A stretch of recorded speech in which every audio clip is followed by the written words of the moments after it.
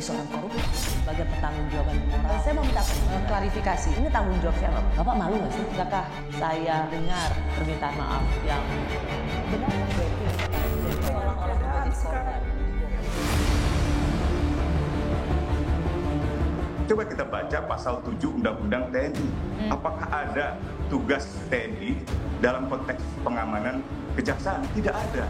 Itu sudah seperti keadaan yang tidak normal. Sekali lagi, TNI bukan penyedia jasa keamanan seperti perusahaan security atau satpam.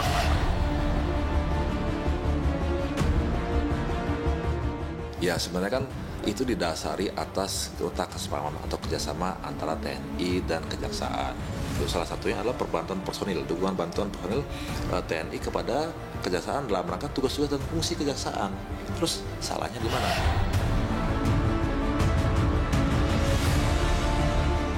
Dengan pelibatan TNI akan memunculkan persepsi di masyarakat bahwa hubungan Polri dengan kejaksaan tidak baik-baik.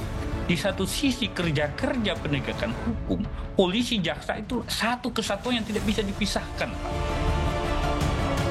Ini kan merupakan bagian dari objek vital yang sangat strategis, bahwa TNI memberikan dukungan, ya, perbantuan terhadap pelaksanaan tugas dari kejaksaan, termasuk pengamanan.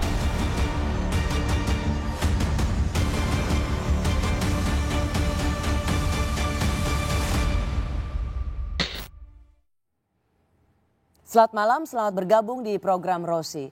Panglima TNI, Jenderal Agus Subianto mengirim telegram memerintahkan pengerahan personel dan alat kelengkapan untuk pengamanan di Kejaksaan Negeri dan Kejaksaan Tinggi seluruh Indonesia. Mengapa TNI harus jaga kejaksaan? Malam ini saya mengundang seorang yang pernah menjadi Menko Polhukam dan sekaligus juga pernah menjadi Menteri Pertahanan, Profesor Mahfud MD. Prof, terima kasih sudah di Rosi. Rosi, makasih. Selamat ulang tahun. Terima kasih, udah 3 hari lalu. 3 hari lalu, ya nggak apa-apa. Itu tandanya selalu doa untuk kesehatan dan umur yang panjang untuk Prof Mahfud. Alhamdulillah. Prof, pada saat kita berbicara soal tema kali ini, mengapa TNI harus jaga kejaksaan? Karena ramai, ada telegram Panglima memerintahkan personil TNI menjaga kejaksaan. Saya mau mulai pertanyaan dengan, menurut Prof Mahfud, ada apa ini? Iya, ada telegram Panglima yang menurut saya tidak normal, ya.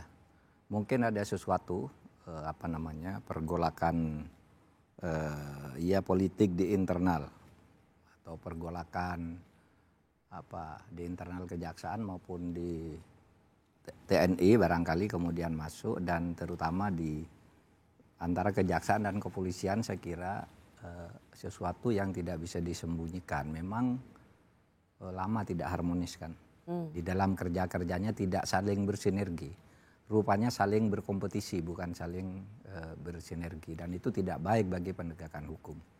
Itu karena apalagi Pak Mahfud pernah 5 tahun menjadi Menko Polhukam, membawahi institusi-institusi. Saya merasakan itu. Saya merasakan ketika saya di Menko Polhukam itu antara Polri dan kejaksaan itu hubungannya tidak harmonis. Sehingga kalau misalnya ada satu kasus, saya tidak bisa memanggil Jaksa Agung bersama dengan Polri. Pasti mereka minta waktu yang mereka datang. Kapolri sering datang sendiri kan, tapi tidak di forum yang sama dengan Jaksa Agung, sama. Sampai segitunya, Prof? Iya, ini saya kan sudah pernah saya katakan. Dia ada kekurang harmonisan, dan itu saya kira tidak bisa disembunyikan oleh siapapun, terutama sesudah pergantian pemerintahan baru ini kan saling lempar tolak gitu ya soal kasus. Misalnya ya kasus pagar laut, ya kan, kejaksaan bilang ini korupsi, polisi bukan, lalu saling lempar begitu kan sekarang. Ini kan tidak bagus. Lalu ada beberapa kasus besar yang tidak jalan di polisi sehingga tidak masuk kejaksaan, misalnya kasus judol, ya, artinya bukan tidak masuk gitu, hanya berhenti dulu katanya sekian 27 orang beberapa udah, ini kan tidak jelas kabarnya judol, bahkan juga sudah disebut-sebut pejabat tertingginya di situ, tapi berhenti kan gitu kan. Dan nampaknya pemerintah menyadari ini gitu ya. Oleh sebab itu menurut saya memang harus ada langkah untuk memperbaiki ini, karena ini bangsa yang dipertaruhkan, ketatanegaraan kita yang menjamin kelangsungan kita berbangsa dan bernegara secara tertib. Gitu. Prof, meskipun penjelasan dari Kapus Penkum Kejaksaan Agung, ia menekankan bahwa sudah ada kerjasama pengamanan yang didahului dengan MOU tahun 2023. Rasanya ini saya relevan untuk menanyakan ke Pak Mahfud karena Pak Mahfud pada waktu itu masih menjadi Menko Polhukam. Kata Kapus Penkum Kejagung mengatakan gini, di Kejaksaan Agung ini sudah berlangsung kurang lebih 6 bulan kalau tidak salah. Kejaksaan Agung sudah sering mengajukan permintaan pengamanan kepada TNI sejak lama. Pengamanan lebih intens ketika ada MOU. Salah satu poinnya adalah bahwa TNI dapat memberikan dukungan, perbantuan terhadap kejaksaan dalam menjalankan tugasnya. Kalau dielaborasi salah satu bentuknya adalah pengamanan. Kalau mendengar penjelasan ini kan berarti sesuatu yang lazim. Bukan seperti apa yang menjadi pandangan Prof. Mahfud yaitu abnormal. Kayaknya lazim tapi itu abnormal. Karena 2 undang-undang yang mengatur tentang ini, satu undang-undang kejaksaan, yang kedua undang-undang TNI, yang terakhir. Tidak membuka pintu untuk ini kecuali dengan kunci khusus. Kunci khususnya tuh ada, nanti kita lihat. Pertama, saya lihat undang-undang kejaksaan ya. Di undang-undang kejaksaan itu yang terbaru 11 tahun 2023. Ya, 11 2023. Itu isinya itu ada satu pasal yang memang memungkinkan kejaksaan itu meminta perlindungan khusus. Pasal 8A.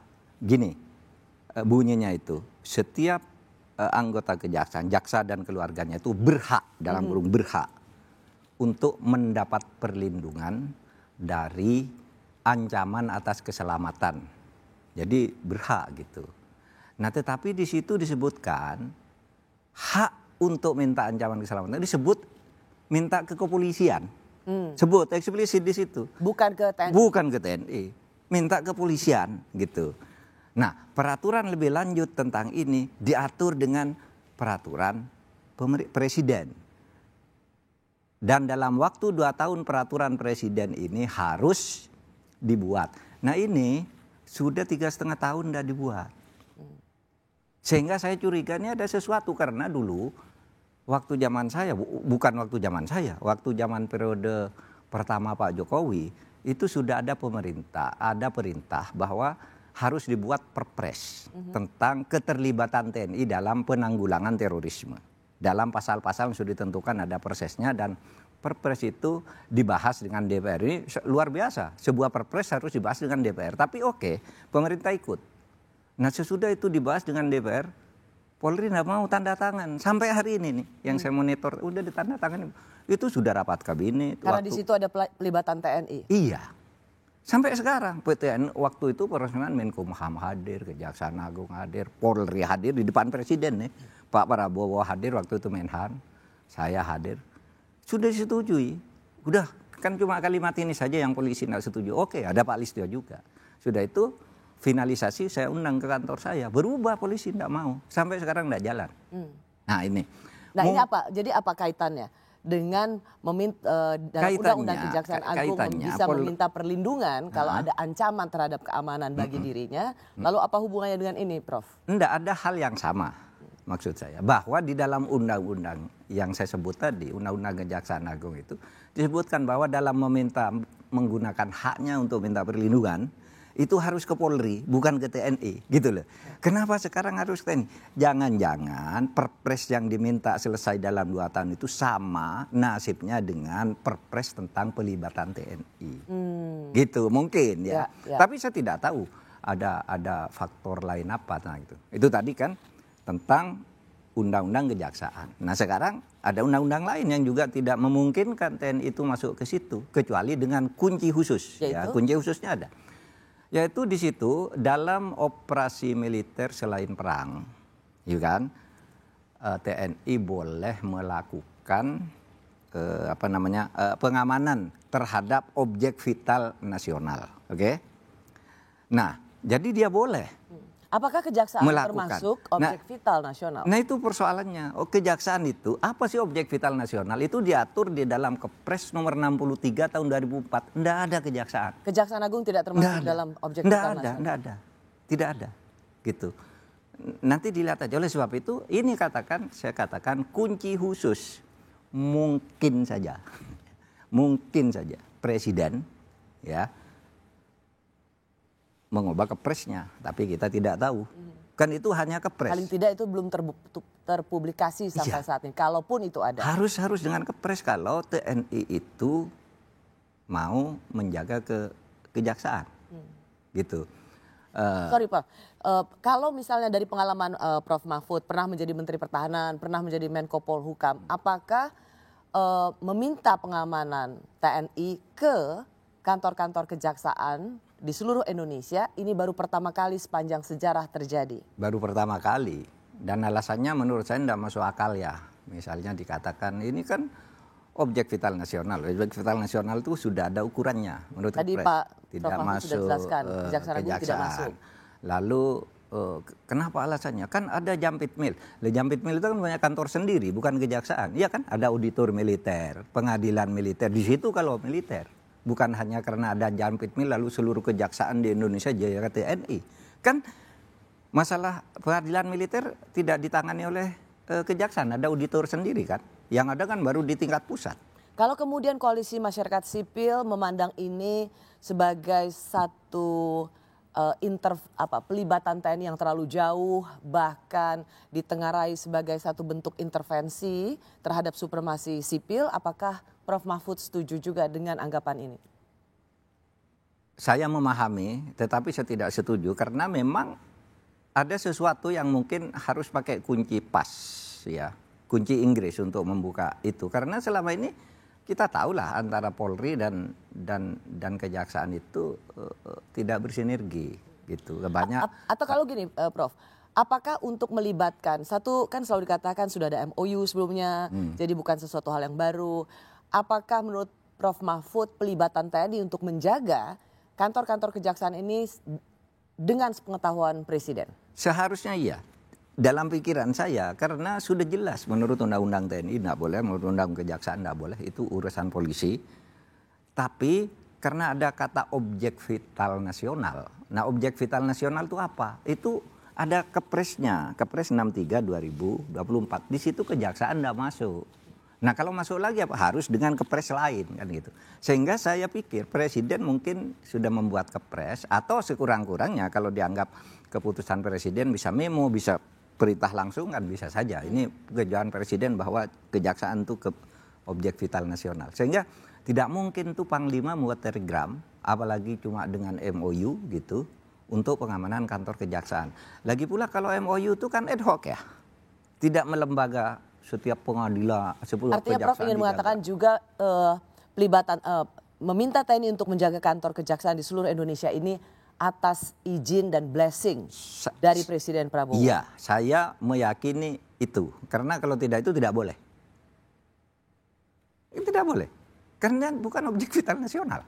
Apakah kemudian kalau dengan melibatkan TNI tadi Prof mengatakan harus ada kuncinya. Iya. Dan kemudian Prof meyakini ini nggak mungkin seberani ini gitu kalau tidak ada blessing dan izin dari Presiden Prabowo. Artinya memang ada yang dianggap urgent, ada yang dianggap genting untuk menjaga kantor-kantor kejaksaan, Prof? Kemungkinan iya, makanya saya katakan disharmoni hubungan antara ini kan tidak bisa disembunyikan nih, antara Polri dengan kejaksaan kan juga dirasakan oleh masyarakat dan dulu sudah saya katakan gitu, seperti saya katakan tadi kan. Karena jadi memang alih-alih meminta pertolongan pengamanan yang harusnya kepada kepolisian, tapi justru meminta kepada TNI. Ini yang sekali lagi mengentalkan apa yang menjadi pengalaman Prof Mahfud. Iya. Ada disharmoni antara kejaksaan dan kepolisian. Iya. Tidak saling sinergi sebenarnya.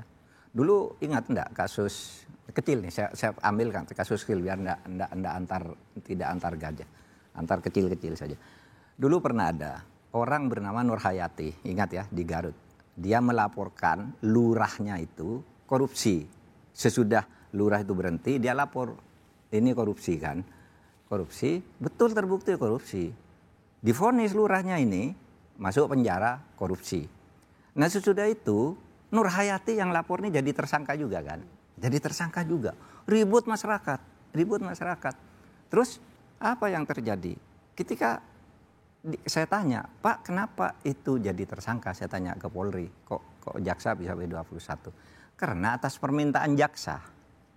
Jaksa meminta kepada kami agar pelapor ini dijadikan tersangka. Kenapa? Karena dia kok baru melapor, berarti dia ikut serta. Kan gitu kan? Padahal ini kan takut mau lapor si Nur Hayati.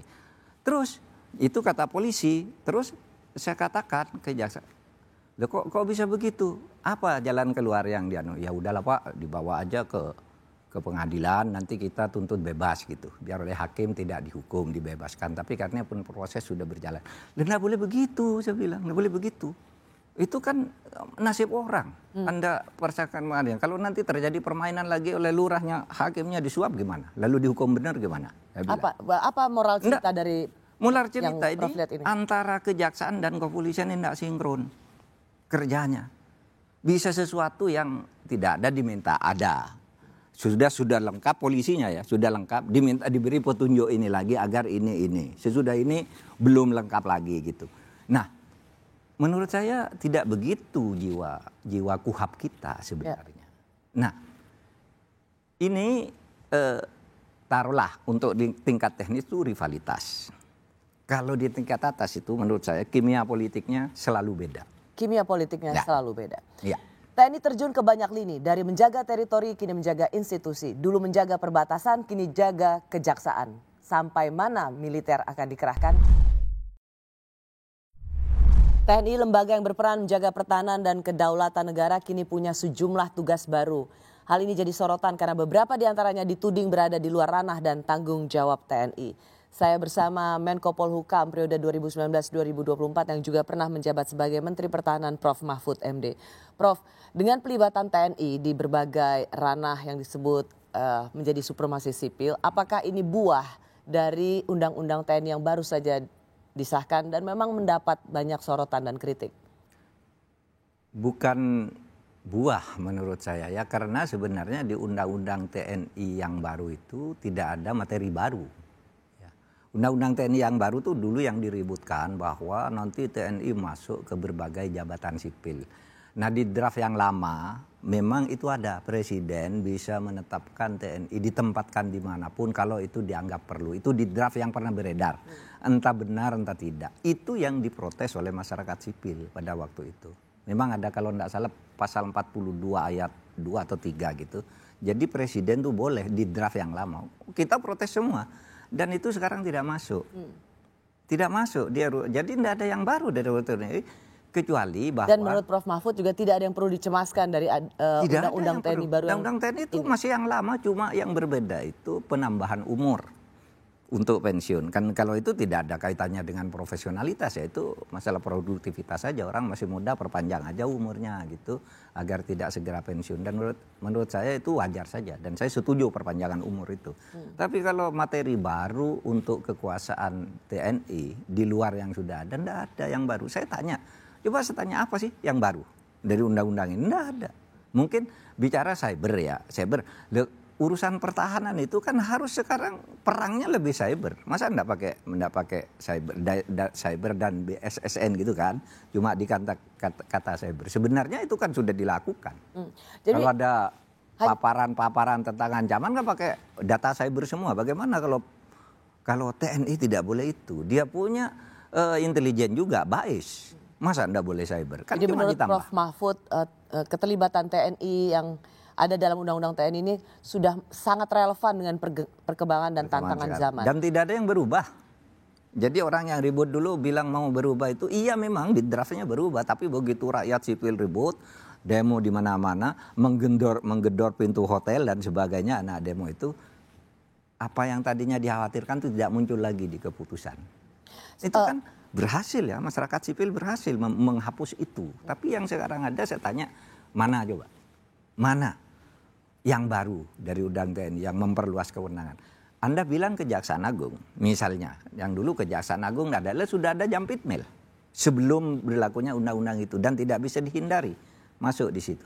Dan ingat bahwa di situ disebut di dalam pasal 47 yang dimaksud jabatan sipil dari Kejaksaan Agung itu adalah Jampitmil yang memang sudah ada sebelumnya, bukan lalu menjaga peradilan-peradilan kejaksaan se-Indonesia ndak bisa. Oke, kalau gitu mari kita dudukan persoalannya. Jadi satu soal undang-undang TNI, Prof. Mahfud melihat tidak ada sesuatu yang dicemaskan, itu sudah sesuai dengan peran TNI menghadapi tantangan zaman yang relevan.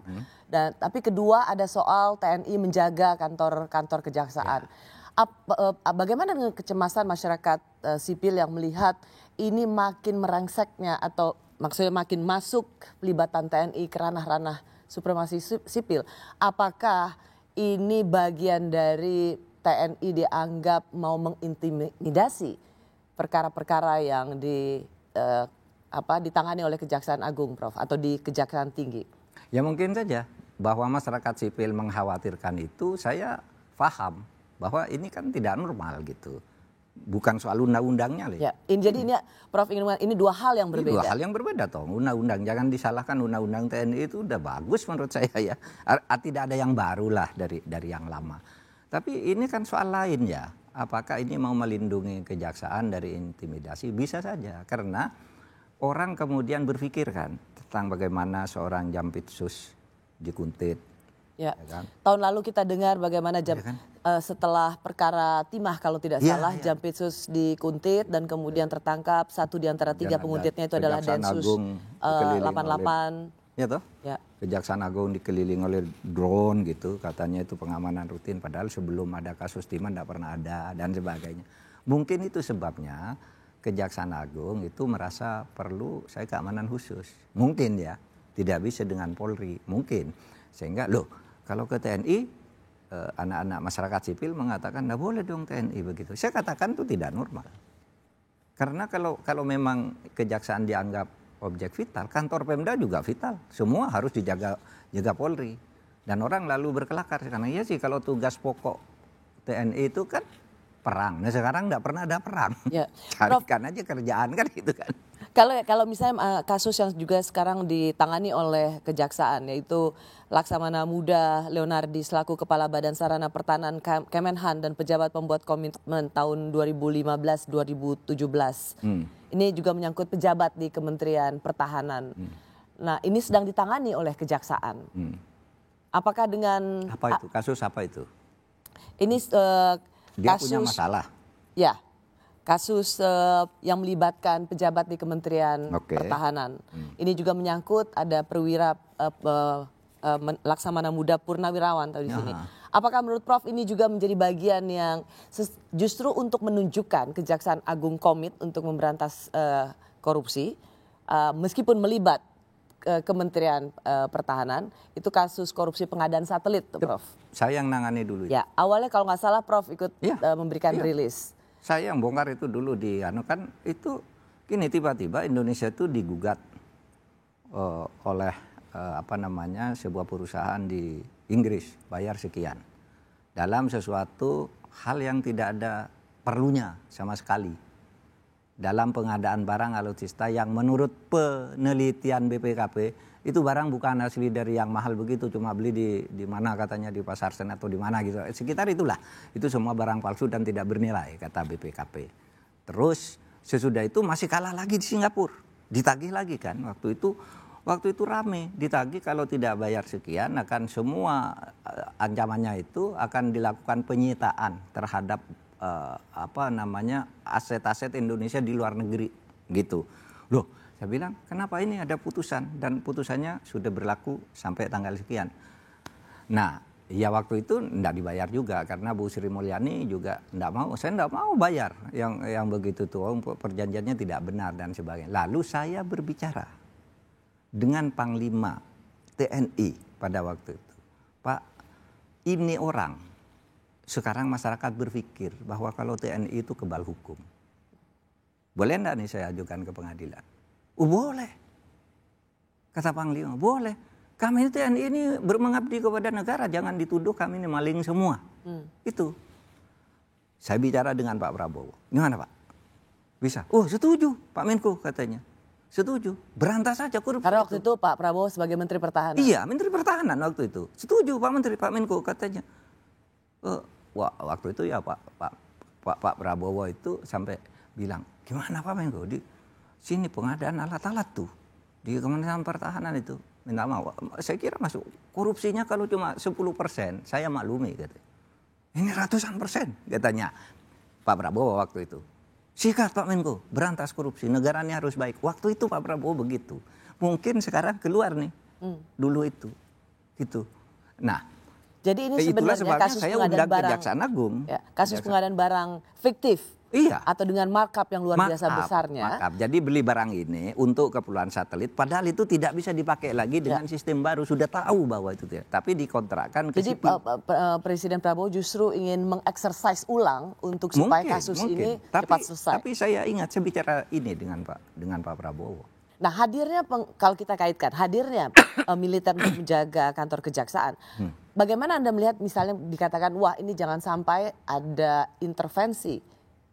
Atau justru ini untuk menjaga kejaksaan untuk lebih firm, penegakan hukum tidak usah takut oleh ancaman dari siapapun. Dari siapapun, karena kalau Anda nyebut ini tadi pejabat yang soal satelit itu kan ada kaitannya dengan polisi. Iya kan, itu kan peradilan militer. Ya. Peradilan KPK korupsinya, terus polisi tidak nangani ini, lalu langsung ke Kejaksaan Agung kan. Jadi itu sebenarnya saya hanya bercerita itu bahwa orang yang Anda sebut itu tadi, saya yang nangani di waktu saya Menko. Karena itu sebenarnya kontrak-kontrak itu sudah terjadi lama sebenarnya. Pembicaraan untuk mengadakan satelit yang kemudian tidak ada gunanya. Dan sampai sekarang barangnya itu sudah busuk pada waktu itu. Untuk apa? Nggak bisa dipakai lagi. Teknologinya udah berubah gitu. Lalu kita harus bayar lagi ke Singapura. Kita membentuk satu tim yang dipimpin oleh Pak Febri yang lain nih.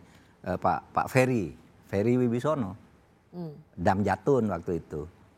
Untuk mengurus itu, gugatan balik ke Singapura itu. Terus saya berhenti, enggak tahu. Nasibnya sekarang enggak tahu. Oke, Prof, bagaimana Anda menjawab misalnya kecemasan ada kasus-kasus yang melibatkan oknum TNI, tapi kemudian karena ada penjagaan TNI itu dianggap sebagai satu intervensi. Bagaimana Anda menjawab kecemasan ini? Berlebihankah? Berlebihan karena tidak relevan. Kalau oknum TNI melakukan itu kan penaliannya di militer, peradilan militer. Kenapa jaga kejaksaan? Militer itu punya auditor sendiri, punya penuntut sendiri, punya pengadilannya, kok dijaganya kejaksaan. Kalau mau itu nanti di Kejaksaan Agung pada tingkat kasasi kan, ada jampitsusnya. Nah jaga aja Kejaksaan Agung, kenapa sampai ke kejaksaan-kejaksaan di seluruh Indonesia. Jadi ini sama sekali tidak relevan kalau dipandang sebagai satu intervensi di kejaksaan, tidak relevan. Tidak masuk akal. Justru kok malah intervensi kan begitu kan, bukan tidak relevan. Kenapa harus ke situ kalau inginnya mengamankan militer yang diadil, militer tidak ditangani oleh kejaksaan, ditangani oleh auditornya sendiri kan. Iya kan? Oke. Iya. Prof, kalau begitu kita akan masuk saat ini karena kejaksaan dinilai primadona dalam menangani berbagai kasus korupsi. Apakah dengan mengirim tentara menjaga kantor kejaksaan ini sekaligus mengirim pesan tentara di belakang kejaksaan? Terima kasih Anda masih bersama Rosi.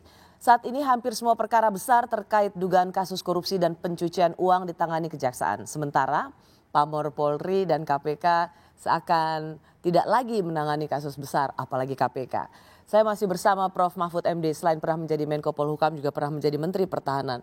Prof, saat ini Kejaksaan Agung jadi primadona, semua kasus besar ada di Kejaksaan Agung. Dan kemudian sebelum kita tadi jeda saya bilang tentara di belakang Kejaksaan Agung. Apakah dengan penjagaan tentara di kantor kejaksaan di seluruh Indonesia ini ingin mengirimkan pesan kuat bahwa jangan main-main dengan kejaksaan? Boleh jadi begitu. Dan pesan kuat itu saya kira bukan hanya dari kejaksaan. Menurut saya Presiden juga memberi pesan kuat karena kesan saya Presiden ingin betul membongkar kasus-kasus korupsi itu, tapi pada tahap tertentu itu berhentikan. Mulai dari judol.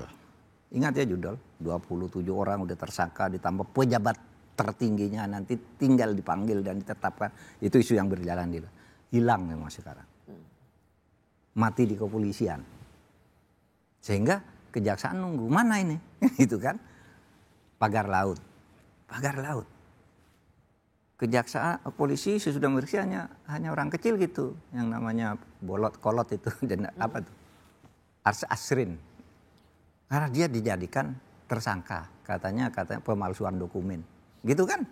Loh, nggak mungkin loh pemalsuan dokumen dengan 300-an atau 260 sertifikat yang resmi dikeluarkan oleh Badan Pertahanan Nasional kalau itu tidak ada sebuah polisi. Masa cuma dokumen-dokumen gitu dipalsukan. Dan Pak Arsin itu hanya lurah, satu lurah dari 16 kelurahan. Ya. Masa dia disuruh nanggung beban ini semua? Pasti ada yang di atasnya lah gitu. Tapi tidak masuk, sehingga kejaksaan sudah 2 kali menolak kalau tidak salah. Ya. Ini jadi kepolisian nyerahkan, dikembalikan, ini diberi petunjuk gini, ini diberi petunjuk gini. Sehingga kalau begitu, wah ini berarti harus ada backing, kira-kira pesannya begitu. Harus ada backing. Kira-kira pesannya begitu. Dan backing itu tentara. Dan backing itu tentara. Ya kira-kira itu analisis LSM ya. Ya. Makanya saya katakan tadi, ini harus kunci khusus untuk bisa memasukkan tentara ke kejaksaan. Hanya kunci khusus keputusan Presiden 63 tahun 2004. Kalau kita lihat juga apa yang menjadi komitmen Pak Prabowo, misalnya membentuk Satgas PKH yang sering disebut sebagai Satgas Sawit. Sawit ya. Ya, itu penertiban kawasan hutan yang selama ini digunakan sebagai atau menjadi konflik sengketa sawit, Pak Mahfud. Dan itu Ketua Dewan Pengarahnya langsung Menteri Pertahanan Pak Safri, dan kemudian juga ada wakilnya atau ketua hariannya Jampitsus. Nah, apakah ini juga dan prajurit tentara di situ juga diperbantukan untuk mendata lahan-lahan yang selama ini terindikasi menggunakan kawasan hutan untuk sawit dan itu tidak terdaftar negara dan kemudian harus dikembalikan ke negara. Ada pelibatan TNI di situ. Ini bukan hanya pelibatan, dominasi saya kira ya. Di tim itu yang berdominan kan TNI. Ini juga pesan apa yang ingin dikirimkan? Sinyal apa yang sebenarnya sedang dikirimkan, Prof? Mungkin sinyalnya bahwa itu agar mencapai target, agar sesuai tujuan, agar tidak belok di tengah jalan. Karena sering kasus-kasus itu kan belok di tengah jalan, kasus itu hilang di tengah jalan. Nah, yang selama ini tidak banyak terlibat dengan urusan-urusan itu kan TNI. Iya kan? Wah ini TNI mungkin ada oknum 1-2 di beberapa daerah menjadi terlibat dalam backing pertambangan apa gitu ya, pertambangan ilegal. Itu 1-2 mungkin ada. Sehingga secara umum TNI itu mungkin dianggap tidak punya beban psikologis untuk mereka itu lalu dipasang mungkin oleh Pak Prabowo. Itu sah saja, itu kan terserah presiden kan, kebijakan presiden gitu. Kalau nanti proses hukumnya akan masuk ke jalur-jalur hukum, itu kan. Itu saja. Kalau misalnya pemberantasan korupsi itu kita tahu bahwa itu menjadi bagian dari harapan semua anak bangsa. Ya. Dan itu ingin dijawab oleh Presiden Prabowo. Tetapi ketika proses penegakan hukum itu juga atas misalnya ketidakpercayaan pada penegakan hukum yang lain dan kemudian memilih penegakan institusi penegak hukum yang lainnya, apakah ini satu situasi yang sehat? Menurut saya tidak tepat, ya. Tetapi Presiden mempunyai kewenangan untuk melakukan itu. Artinya mempunyai posisi lah. Kewenangan sih mungkin terlalu sah, terlalu resmi. Tapi dia punya posisi untuk mengambil langkah-langkah yang diperlukan yang menurut Presiden bisa efektif. Oleh sebab itu, kalau saya ingin meringkasnya begini. Tidak happy dengan penegakan hukum yang dilakukan oleh polisi. Lalu kemudian mengutamakan Kejaksaan Agung. Dan untuk membackup Kejaksaan Agung ada pelibatan tentara, bahkan ada dominasi TNI di situ. Iya. Apakah ini suatu sistem yang memang ideal saat ini? Tidak ideal. Tapi saya memaklumi Presiden itu ada di posisi untuk melakukan hal itu. Taruhlah ini diskresi dulu sebentar gitu mungkin ya. Yang ideal itu kalau dia tidak happy dengan polisi, kan tinggal direstruktur polisinya. Iya kan? Dia punya catatan saya ini. Kamulah yang jadi Kapolri, ini, atur ke bawah begini. Saya beri waktu ini lebih beres. Dalam waktu 3 bulan misalnya saya sudah ingin melihat sudah bagus gitu. Tidak selesai tapi sudah bagus prosesnya. Kan tidak mungkin selesai kasus-kasus besar 3 bulan. Tapi lapor gitu. Sehingga tetap proporsional. Jadi polisinya yang ditata bukan lalu membuat kebijakan di luar di luar yang normal-normal tadi. Tidak harus selalu menggunakan kunci Inggris Kepres 63 itu. Karena kalau cuma begitu kan, waduh itu rusak. Kedepannya dari sistem ketatanegaraan, ketatanegaraan pemerintahan kita tuh menjadi tidak bagus. Ya, Prof, memang ketika Kejaksaan Agung sebagai primadona untuk kasus-kasus besar, secara persepsi publik juga menunjukkan peningkatan, bahkan bisa di atas KPK. Tidak pernah selama ini KPK selalu berada di atas institusi penegakan hukum. Tapi kali ini KPK kalau anak zaman sekarang bilang udah ke laut aja gitu. Udah ke laut aja. udah tidak terlalu jelas apa perannya. Apa memang saat ini Kejaksaan Agung dianggap lembaga yang paling punya integritas dan paling dapat dipercaya untuk menangani kasus-kasus besar? Atau sesungguhnya memang tetap memiliki hambatan ketika itu menyangkut orang-orang besar di belakangnya? Paling itu iya, bahwa dia paling bagus, paling berintegritas, tapi relatif. Ya, relatif bukan di situ bersih gitu. Karena yang lain aja lebih tidak bersih, kan gitu aja pikirannya. Kejaksaan Agung itu sejak tahun 2002 sampai sekarang, setiap ada survei itu tertinggi. Yang paling mendapat kepercayaan masyarakat Kejaksaan Agung udah 3 tahun terakhir ini. Ya, sehingga saya sering puji-puji sejak saya bagus Anda mempertinggi kinerja saya karena dinilai penegakan itu bagus karena Anda bagus. Gitu. Menko Polhukam. Ya waktu itu ya sejak tahun 2002 dan tidak pernah turun gitu. Jadi itu memang Kejaksaan Agung cukup. Tapi apakah di sana tidak ada permainan-permainan korupsi dan sebagainya? Ya ada saja gitu ya. Dikatakan paling baik itu mungkin paling sedikit dosanya. Kan gitu aja. Kan yang paling tinggi TNI kan. Anda tahu TNI itu paling tinggi loh. Institusi negara itu paling terpercaya presiden. Yang nomor 2 TNI. Di luar presiden TNI itu tertinggi loh, kepercayaan publik. Baru sudah itu Kejaksaan Agung. Kan? Kalau dikaitkan dengan penegakan hukum. Tapi apakah mereka juga memiliki keleluasaan untuk bisa melampaui atau melakukan hambatan-hambatan politik dalam penegakan kasus-kasus besar? Karena Pak Mahfud untuk melampaui hambatan politis? Ya. Tidak mudah. Iya kasus yang sekarang aja. Saya Pertamina ya. Anda tahu Pertamina. Wah kita kan bangga sekali ya buat nih Kejaksaan Agung. Kejaksaan Agung pokoknya ini kita sikat sampai ke atas. Tidak berhenti di sini. Berhenti sekarang. Tidak ada pergerakan. Padahal dulu sudah nyebut nama orang. Ya X, Y, Z ini nanti targetnya. Tidak ada sekarang. Berarti kan ada hambatan di situ. Bukan hanya Polri hambatan itu. Bukan hanya Polri. Mungkin sebuah kekuatan oligarki besar, jaringan besar dan sebagainya. Sehingga Presiden merasa perlu ini harus TNI yang turun. Mungkin ya. Pakai kunci Inggris aja dulu kata Presiden Kepres 63 itu. Mungkin, saya tidak tahu kan masyarakat masih bertanya. Kalau Presiden bicara, ya masalahnya selesai. Ini Presiden kan tidak bicara bahwa saya yang nyuruh ini. Kalau tidak disuruh Presiden kan tidak boleh. Menurut undang-undang. Kan gitu. Ya. Dan itulah yang membuat Prof mensinyalir ini pasti ada sesuatu yang menjadi bagian dari desain Presiden. Terutama dalam hal ini adalah penegakan hukum. Iya, hambatan ada 2 kan. Satu di penegakan di aparat penegak hukum yang membackingi preman, membackingi tambang ilegal, perampasan hak adat ilegal itu kan ada backingnya satu. Lalu yang kedua oligarki. Kalau sudah menyangkut oligarki tertentu yang menyangkut kemudian mengatur mafia tidak jalan. Mungkin Presiden melihat itu.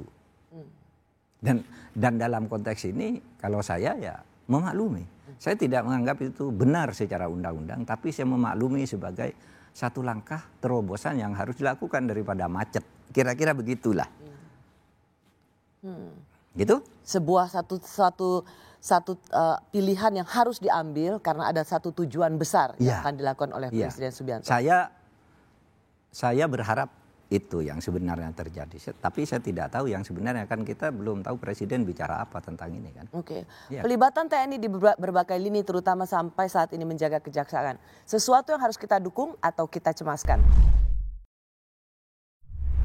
Terima kasih Anda masih di program Rosi. Saya masih bersama Prof Mahfud MD.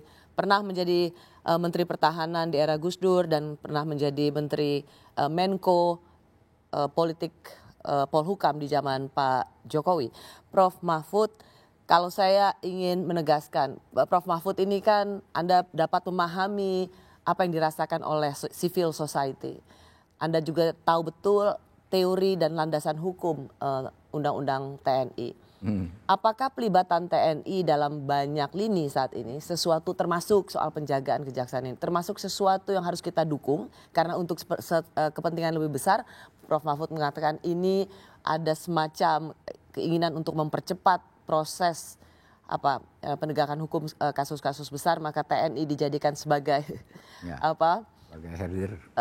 Sebagai herder atau sesuatu yang harus seperti yang dirasakan oleh civil society, masuknya tentara ini sudah makin mencemaskan. Kalau saya untuk kejaksaan itu saya bisa memaklumi tapi untuk waktu pendek. Tidak untuk seterusnya. Kalau seterusnya ketatanegaraan kita tidak membolehkan itu. Undang-undang dasar juga tidak membolehkan pada dasarnya karena keamanan itu milik Polri gitu. Tapi apapun masalah dengan Polri, kita harus percaya. Harus ya, Polri-nya jauh diperbaiki. Karena di Polri itu berapa orang? 500 ribu orang Polri itu. Itu sebagian besar bagus loh. Dan profesionalismenya tinggi loh itu mereka. Jadi Pak Prof Mahfud ingin mengatakan jangan karena tidak suka dengan polisi atau merasa curiga dengan Polri, memindahkan apa yang menjadi urusan itu melanggar konstitusi, konstitusi. Karena kalau kita marah-marah sama Polri itu kan sebenarnya berdihitung di mana letak harus kita marah. Tapi kalau kita bicara Polri, tugas Polri sebagai pengayom masyarakat, penjaga keamanan dan ketertiban di tengah masyarakat itu kan jalan sampai saat ini. Anda ke desa-desa sekarang jalan tengah malam, pada umumnya aman, ya. Kalau ada apa-apa, Polri jaga kita nih di sekitar kita. Sekarang kita aman karena ada Polri juga. Coba. Sekarang enggak. Prof Mahfud, kalau gitu bagaimana kita mendudukan soal ini? Bagaimana kapan kita harus mendukung atau menyetujui pelibatan TNI dalam urusan di luar pertahanan? Kapan kita harus mengingatkan supaya jangan terlalu jauh juga TNI masuk dalam supremasi sipil yang bukan menjadi ranah TNI? Jangan bicara kapan, tapi dalam hal apa kan gitu kan. Kalau kapan itu kan bisa terjadi, enggak selesai-selesai. Menurut saya TNI tidak boleh masuk ke ranah sipil, terutama ke kampus-kampus ngurus keamanan itu. Bahwa sekarang polisi tidak bagus, ya perbaiki polisinya gitu. Tapi polisi di bawah-bawah bagus, saya kenal mereka sampai ke desa, bagus sekali mereka. Yang rusak kan agak kalau sudah nyangkut kasus politik satu, lalu menyangkut kasus korupsi besar. Sering terjadi cincai di situ isunya. Bahkan sampai main misalnya laporan yang sudah jelas salah itu tidak diproses. Misalnya ada akta notaris yang salah. Notarisnya lapor, Pak, ini salah bukan saya tidak pernah nulis huruf kayak gini. Tiba-tiba berupa akte perusahaan beralih orang, tidak diproses. Saya tahu, saya punya beberapa kasus tentang itu. Sampai sekarang, malah orang yang berhak itu dihukum. Gitu. Nah ini kan yang harus diperbaiki, bukan lalu polisi dibenci.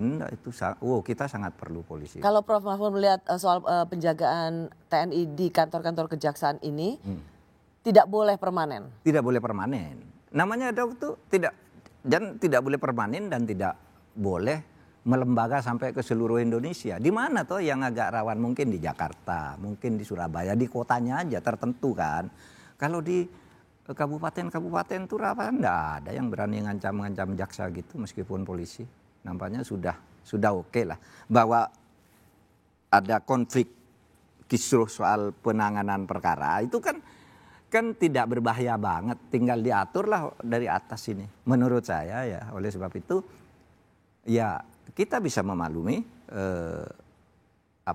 langkah yang diambil oleh Presiden, apalagi selain TNI itu selalu mendapat kepercayaan tertinggi dari publik. Yang selalu tertinggi nih TNI sampai sekarang. Yang kedua kejaksaan.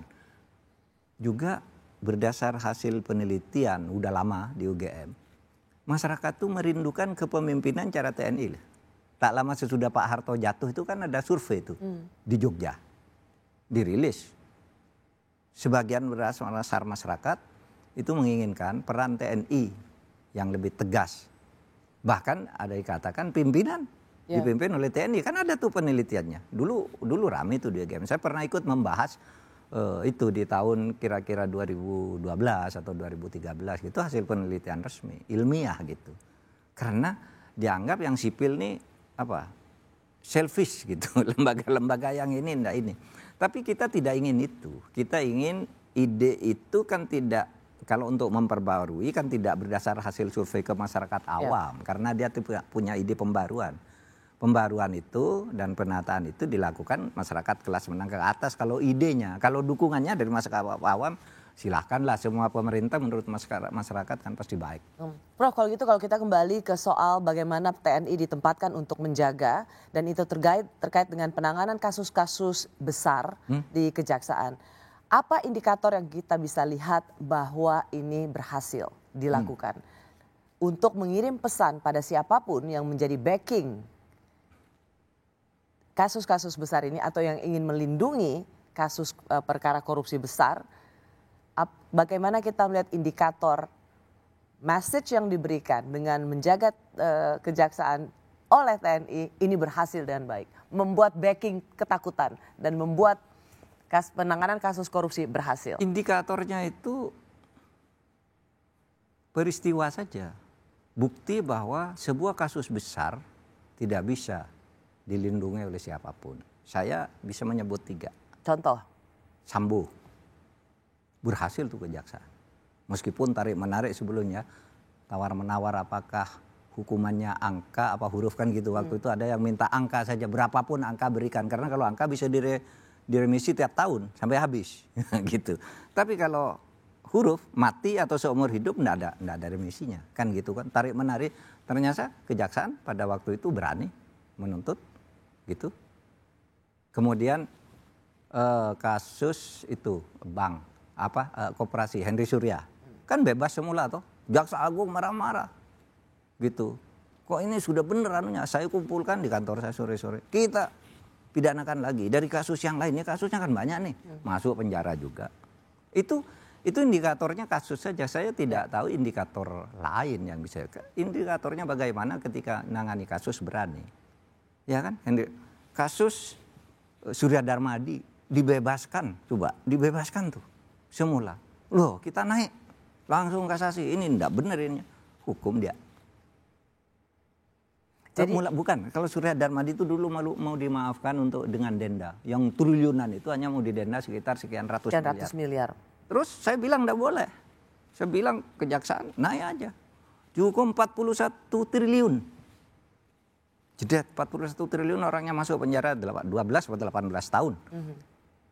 Tapi di Kejaksaan Agung 41 triliun itu dipotong menjadi 2, sekian triliun. Artinya itu keberhasilan. Jadi Prof Mahfud, kalau Prof Mahfud katakan tidak terlalu setuju kalau ini dipermanenkan, tapi bisa memahami. Bisa memahami sementara. Ya, memahami sementara bahwa tentara ikut menjaga kantor-kantor kejaksaan ini adalah supaya ikut mengawal proses penyelesaian kasus-kasus korupsi supaya jangan ada backing dan dapat diselesaikan dengan baik karena ini adalah komitmen untuk pemberantasan korupsi. Ya.